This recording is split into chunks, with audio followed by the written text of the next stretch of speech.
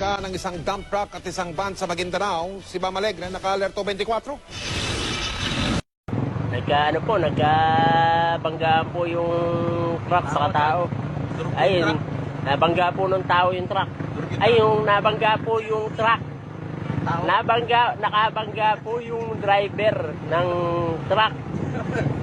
Ng tao. Eh, di mo. Hindi po pala, dalawang truck lang ang nagkabangga, wala pong kasamang tao.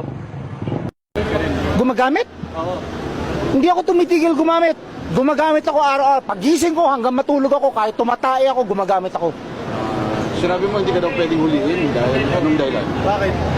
Under the law of God sa Bible, you cannot touch me. I am untouchable. I am Jesus Christ. Sir, ano ba? Lahat kayo, lahat ng kaluluwa nyo akin. Ano yung si Mama Mary? Nanay ko. Depende po yan, sir eh. Hindi ko rin po iba-iba po, sir. Kasi madalas din silang mag-away. Lagi silang nagkukuha ng divorce din. Divorce? Yes, divorce. divorce. Yun na yun. Okay. Then call me. I'm in the way. Pushing the car because our car damage.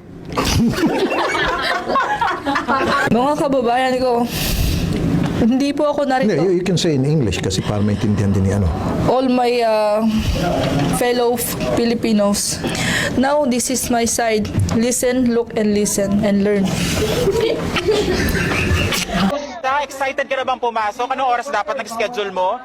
9, So bakit nandito ka na ganyan kaaga? Anong oras ka pumunta dito? 6. 6 o'clock. So anong nararamdaman mo na mag-face-to-face classes na? Wala.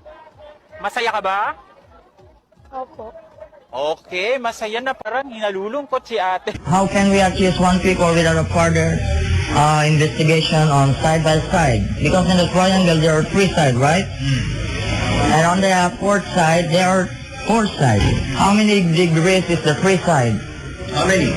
36 degrees. Ngunit ayon sa gwardiya, nagpapalusot lang daw ito. We cannot accuse of one people without sabi. So we can take an square root from the side by side. Hinala ng mga pulis, gumagamit ang suspect ng ipinagbabawal na gamot at maaaring naapektuhan na ang kanyang utak. Drugs. Yes, of course. I buy from the mercury drugs.